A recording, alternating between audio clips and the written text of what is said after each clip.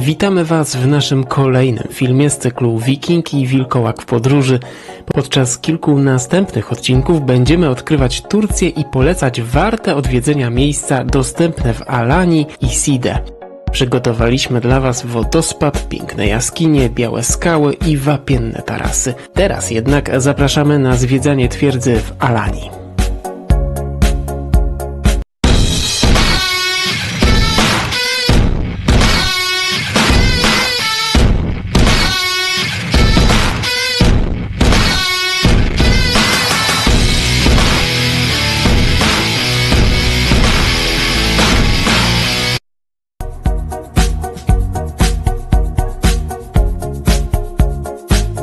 Na wzgórzu pierwsza do zwiedzania jest mała twierdza Ehmedek, czyli zamek na ufortyfikowanym terenie.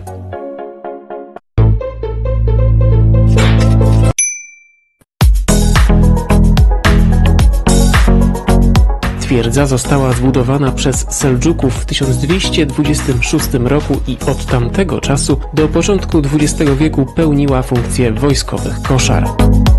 Stąd wkraczamy na ścieżkę, która prowadzi na południe skały do głównej cytadeli. Do zamku jedyna droga, jaka wiedzie przez właśnie dzikie chaszcze. U nas w Polsce zapewne cała ta droga byłaby już wyłączona. Trwa remont ścieżki.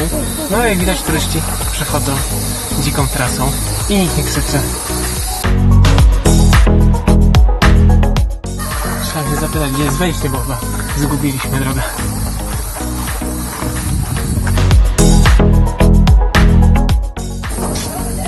Jak zwykle zamknięte.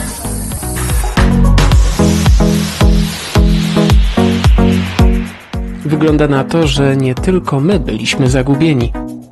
Na mapach nie udało się odnaleźć drogi, ale wewnętrzny kompas podpowiadał nam, że musimy nadal zmierzać na południe, dlatego też postanowiliśmy obejść mury dookoła, przeciskając się przez podwórze jednego z domostw. Po drodze zrobiliśmy jeszcze kilka ładnych panoram portu i selfie, a następnie odkryliśmy główną bramę wejściową do cytadeli.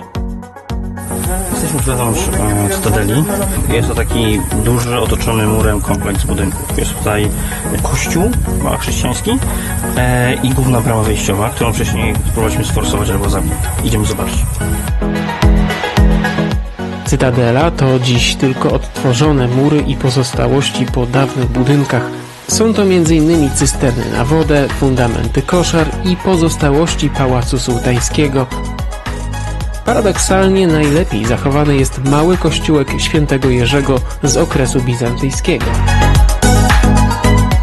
Zdecydowanie najlepszą atrakcją jest szeroki taras widokowy, z którego można podziwiać zachodnią Alanię i zatokę. Jak wysoko jest położony, obrazuje ten film zrobiony ze statku pływającego po zatoce.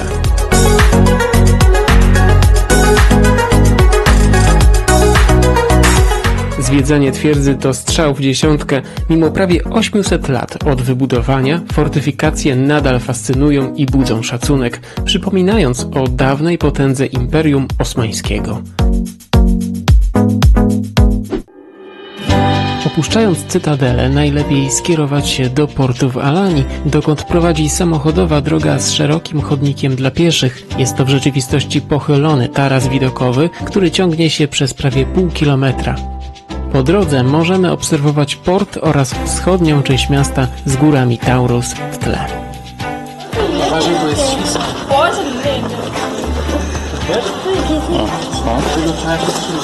W pewnym miejscu ścieżka staje się węższa i prowadzi kamiennym przesmykiem do najstarszej części miasta położonej wewnątrz murów twierdzy. Po kilkunastu minutach schodzenia kamiennymi schodami wychodzimy tuż przy czerwonej wieży.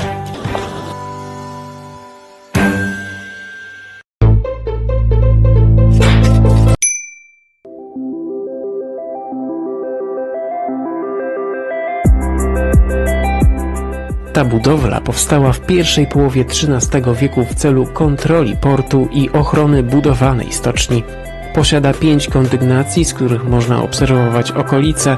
Wieża jest jednym z najlepiej zachowanych reliktów kultury seldżuckiej, a współcześnie pełni funkcję symbolu miasta. Na ostatniej kondygnacji znajduje się niezadaszony taras wykończony murem obronnym. W otworach widokowych można było umieścić małe armaty lub hakownice. Stała obsada wieży składała się z 40 osób, a w czasach zagrożenia mogła udzielić schronienie 2000 ludzi.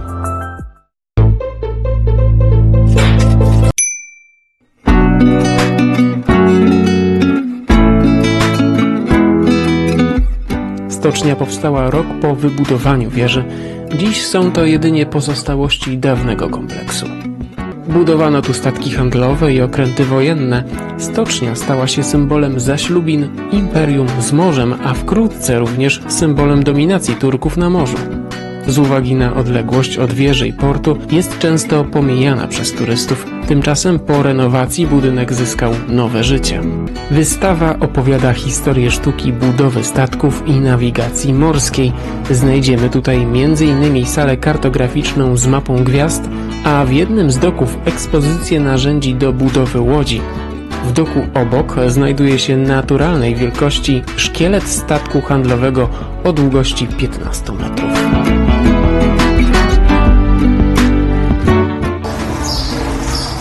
Tylko tyle, że największym zaskoczeniem był ten shipyard, gdzie kiedyś budowało się statki. Nie spodziewałem się tak fajnej wystawy.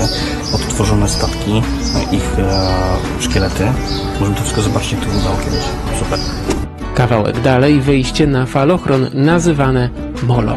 Warto tam wejść, gdyż z jego końca można zrobić ładne pamiątkowe zdjęcie twierdzy, wieży i stoczni. Wszystko na jednym ujęciu.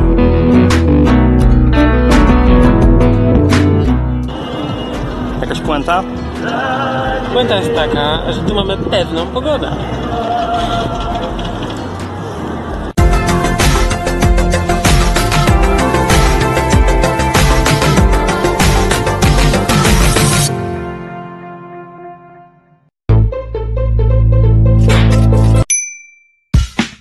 Jedną z najpopularniejszych atrakcji w Alanii jest rejs statkiem po zatoce. Istnieją różne warianty tej rozrywki, od godzinnych wycieczek po całodniowe z imprezą na statku i piano party. My zdecydowaliśmy się na wycieczkę, która obejmowała oglądanie jaskiń niedostępnych z lądu. W skale pod twierdzą znajdują się 3 takie obiekty. Nas jednak szczególnie zainteresowała jaskinia zakochanych. Jak się okazało, poza oglądaniem zabytków seldżuckich widocznych z zatoki, specjalnym punktem programu był pokaz Turka, który przeszedł przez jaskinię zakochanych, bowiem jest to niewielka dziura posiadająca wyjścia z obu stron wychodzące najdalej w morze klifu.